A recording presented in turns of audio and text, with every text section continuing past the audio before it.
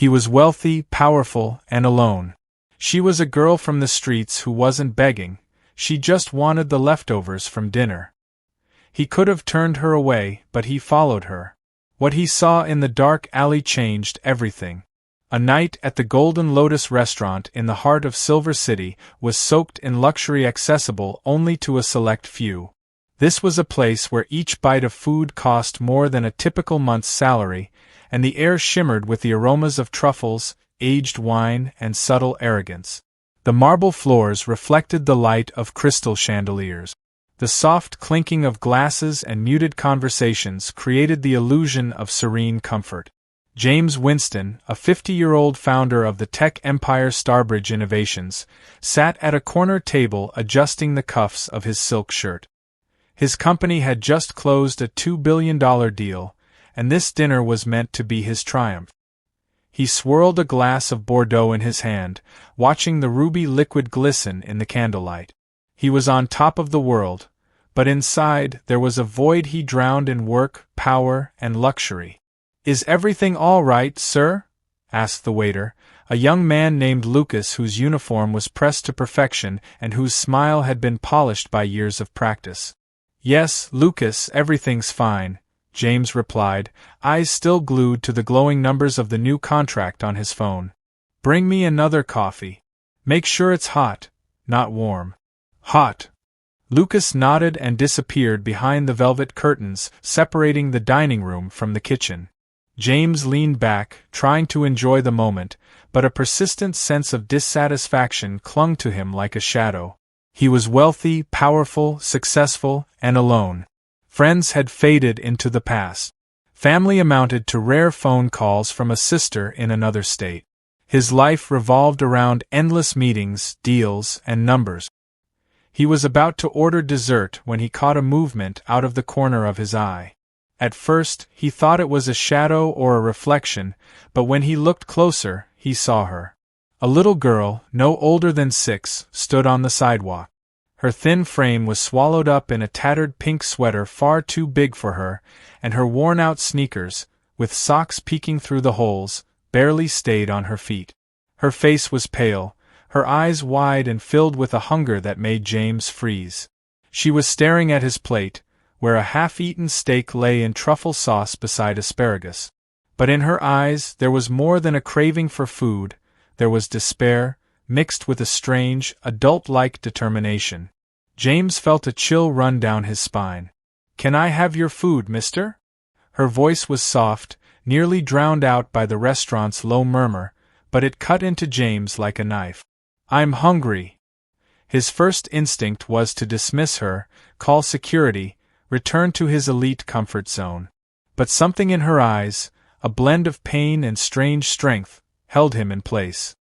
He remembered himself as a child, digging through trash in dirty alleys, until Miss Anna took him in, the woman who became a second mother to him. James swallowed hard, pushing back the memories buried beneath his wealth. "Lucas." He raised a hand, stopping the waiter who had already started toward the girl, clearly ready to shoo her away. "No. Let her stay." Lucas froze, eyebrows lifting in surprise, but he nodded and stepped back, casting James a puzzled look. James pushed his plate toward the edge of the table, avoiding the girl's eyes. "Take it," he said. His voice was cold, almost detached, but a lump formed in his throat. "Eat." The girl, he would later learn her name was Sophia Clark, looked at him in surprise. She didn't dive into the food the way he expected a starving child might. Instead, she carefully, almost reverently, collected the steak and sides into a crumpled plastic bag she pulled from the pocket of her sweater. Her movements were delicate, as if she were afraid to lose even a single crumb. "Thank you, mister," she whispered, and without another word, ran off. Her steps were quick and light like a bird fleeing danger. James stared at the empty plate, a strange unease growing inside him. He should have felt relief, pride in his generous act. But instead, questions tormented him. Why didn't she eat? Where was she going in such a hurry? Where were her parents? Why was a child her age alone on the streets at 10 at night? He tossed a few bills on the table, without counting, and ignored the curious glances of other guests. Leaving the restaurant, the cold night air hit his face, but he didn't feel it. His Italian shoes echoed on the pavement as he followed Sophia, not even knowing what drove him. Curiosity, guilt, or something deeper. "Mr. Winston, do you need something?" Lucas called after him, poking his head out from the restaurant door, his voice full of concern. "No, Lucas. Everything's fine," James said over his shoulder without stopping. "I'll be back soon." He saw her ahead, that small figure running down the street. Her sweater flickered under the streetlights. She turned into a dark alley, and James quickened his pace, his heart racing. Why was he doing this? What did he hope to find? But the image of Sophia's thin arms clutching that plastic bag haunted him. The alley was narrow, cluttered with trash, dimly lit by a single flickering street lamp. James stopped at the entrance, breath caught in his throat. Sophia was kneeling beside another girl, even younger, no older than 3. The younger girl lay on a piece of cardboard. Her face was pale, lips cracked, her skin burning with fever. Sophia was shaking her shoulder, her voice trembling. "Emily, wake up. I brought food. Real meat, like in Grandma's stories. Please, eat." But the younger girl, Emily Beth, didn't move. Sophia let out a sob, her voice breaking. "Emily, you promised not to sleep this long. Please wake up. We can't give up." James felt the ground fall out from beneath him. He dropped to his knees beside the girls, his expensive suit now stained by the filthy pavement. But he didn't notice it. The scene in front of him was too real, too cruel. Just steps away from the restaurant where people spent thousands on dinner, 2 little girls were dying of hunger and illness. He took out his phone, his fingers trembling as he dialed emergency services. "Hello, this is an emergency." His voice cracked, words tangled. "Children in the alley at the corner of Main and Star. One is unconscious. She needs help immediately. Please." The operator asked questions, but James barely heard them. His eyes were fixed on Sophia, who held her sister close, whispering something that sounded like a prayer. When the call ended, Sophia looked at him. Her eyes were not a child's. There was a tiredness in them that no 6-year-old should ever carry, and a frightening clarity. "She won't wake up," Sophia said, her voice steady but fragile. "She's been like this for 2 days. I thought food would help. Grandma said food always helps." James swallowed, searching for words to comfort her, but his throat tightened. "What's your name?" he asked, trying to stay calm, though his hands still trembled. "I'm Sophia Clark. This is my sister, Emily Beth," she replied. Her fingers clutched a locket around her neck, as if it were her only anchor. "And we're alone."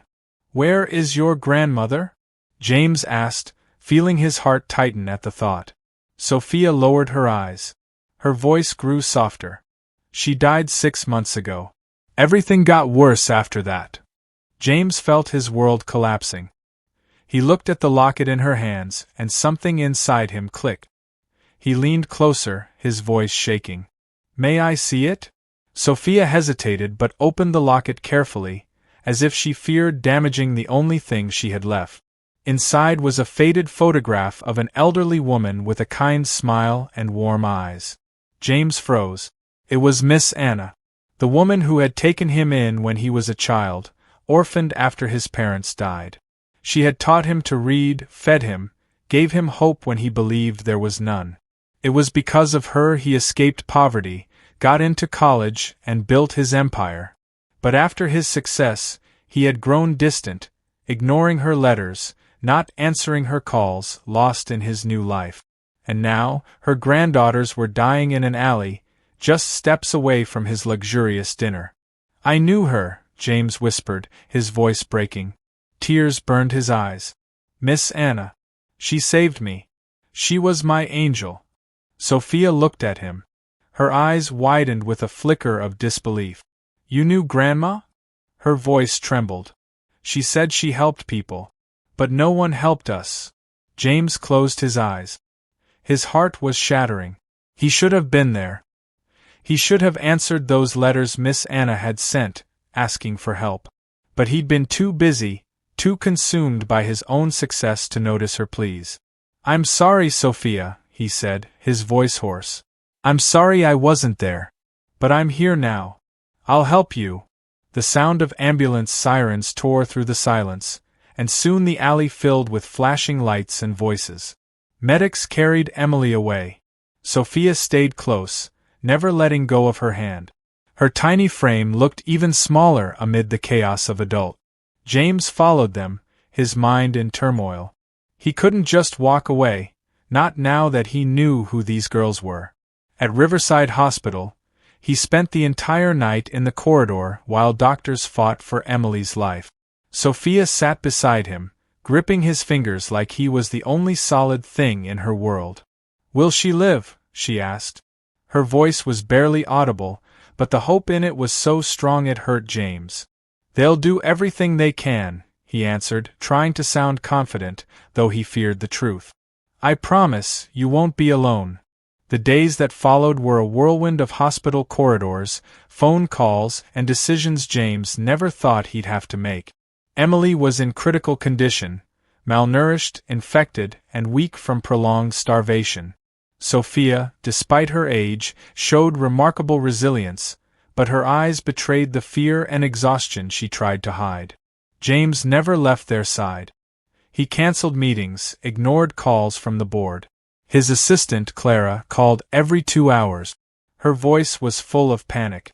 "James, you can't just disappear," she nearly shouted into the phone. "We have negotiations with Global Tech next week. Billions are on the line. Clara, find a way." He cut her off, his voice firm but weary. "There are more important things. Tell them I'm busy." Clara sighed but didn't argue. James hired the best doctors, covered all expenses, but he knew money wouldn't fix what mattered most. Sophia and Emily didn't just need treatment. They needed a home. They needed care. They needed family. He began learning their story, and every new detail was another blow. After Miss Anna's death, the girls had been left with their father, William Collins, who struggled with opioid addiction. He tried to keep the family together, working in construction, but debts, job loss, and drugs had destroyed everything. At just 6 years old, Sophia took on the care of her sister, finding food, hiding from social services to avoid being separated. She had learned to become invisible, to avoid prying eyes, to find hidden corners to survive the night. Her strength amazed James, but it also broke his heart. One evening, sitting by Emily's hospital bed, Sophia pulled out the locket and opened it, her fingers trembling. "Grandma said there are always good people," she said softly, gazing at the photo of Miss Anna. "But I thought she was wrong. After she was gone, no one came." James looked at her. His throat tightened. He saw himself in her, the boy who had also stopped believing in kindness, until Miss Anna proved it was real. "She wasn't wrong, Sophia," he said, his voice gentle. "Sometimes people just need time to remember who they are. I'm here now. And I'm not going anywhere." Emily began to recover a week later. Her cheeks grew rosy again, and her faint laughter filled the room when Sophia brought her drawings made with colored pencils James had bought at the hospital gift shop. Sophia, still cautious, slowly began to trust James. He brought them to his mansion in the suburbs of Silver City, where tall windows bathed the rooms in light and the garden smelled of lavender and freshly cut grass. The girls, used to alleyways, hunger, and cold, timidly began adjusting to this new world. Sophia touched the soft couches as if afraid to stain them, and Emily, just learning to walk again, ran through the hallways, her bare feet slapping against the wooden floor. "This is like a fairy tale," Sophia said one day as she sat on the veranda watching the sunset paint the sky orange and pink. "But fairy tales end, don't they?" James sat beside her, his voice warm but firm. "No, Sophia. I promise you're home now." But promises weren't simple. William Collins, their father, was in a rehabilitation clinic, Hope Springs, on the outskirts of the city. James visited him, trying to understand whether he could be part of the girls' lives. William was a broken man, thin, with hollow cheeks and eyes full of both shame and hope. He sat in the visiting room, nervously twisting the edge of his shirt. "I failed them," he said, his voice hoarse. "I wanted to be a good father, but everything fell apart after Anna died. I broke. But I want to change, for them." James looked at him, struggling to suppress his anger. He wanted to yell, to blame William for leaving Sophia and Emily to die on the street. But in William's eyes, he saw genuine remorse. "They love you, William," he said finally. "But you'll have to prove you can be their father. That's not words, it's actions." William nodded, tears in his eyes. "I know. I'll do whatever it takes." A month later, William met the girls for the first time. The meeting took place in the clinic's visiting room, which smelled of antiseptic and freshly brewed coffee. Emily ran to him immediately, her tiny arms wrapping around his neck. "Daddy, you're back!" she cried with joy, clinging to him as if afraid he might disappear. Sophia stood off to the side, eyes wary, arms crossed over her chest. She approached slowly, holding James's hand tightly. Her gaze was steady, almost adult. "You won't leave again?" she asked, her voice even, but filled with pain. "You promised last time. But you left." William dropped to his knees, eyes full of tears. He reached out but didn't touch her, afraid she might recoil. "Never, Sophia," he said, his voice trembling. "I swear. I was weak. But now I'm fighting for you." Sophia looked at him, her lips trembling, but she didn't cry. She gave a small nod and stepped closer, allowing her father to hug her. James watched this scene, his heart tightening. He had become a family to the girls, but he understood their connection with their father was part of their healing. He decided to support William, paying for his treatment and helping him find work, without stepping back from his own promise to be there for Sophia and Emily. A year later, James's mansion was full of life. Sophia was attending school, her colorful drawings of landscapes and portraits of Emily hung on the living room walls. Emily, now healthy and full of energy, ran through the garden, her laughter mixing with the birdsong. William, sober for 10 months, worked as a mechanic and visited the girls every week. He brought small gifts, a teddy bear for Emily, a sketchbook for Sophia, and looked at them with such love that James began to believe in his transformation. James became the girls' legal guardian but never broke their bond with their father. He founded the Miss Anna Foundation, which helped children from poor families, providing food, shelter, medical care, and education. At the foundation's opening, Sophia gave a short speech, standing on stage in a blue dress James had bought her for the occasion. Her voice was clear, despite a slight tremble. "Grandma used to say kindness changes the world," she said, looking at the audience. "She was right. Thank you to everyone helping kids like us. You're making the world better." James watched her, tears in his eyes. He was no longer a lonely magnate whose life was measured in numbers. He was part of something greater, a family he had chosen and a mission that gave his life new meaning. But the change didn't stop at his home. The story of Sophia and Emily, published in the local Silver Times, spread across the city. Residents began bringing food to the Golden Lotus to be distributed to those in need. Lucas, the waiter, organized a volunteer group to deliver groceries to shelters. The restaurant, once a symbol of luxury, became a place where the rich and poor crossed paths, united by a common goal. Inspired by this, James funded the renovation of the old shelter where he had once lived, transforming it into a modern center for children. One evening, sitting in the garden with the girls, James watched Emily catching fireflies while Sophia drew stars in her sketchbook. He turned to Sophia, his voice soft. "Do you ever think about your grandma?" Sophia nodded without looking up. "Every day. She would have loved this garden. And she would be proud of you." James smiled, warmth filling his chest. "I hope so, Sophia. I hope she sees us." The story of Sophia and Emily changed not only James, but also Silver City. It reminded people that heroism isn't loud acts, but quiet gestures, a helping hand, an open heart, a promise kept.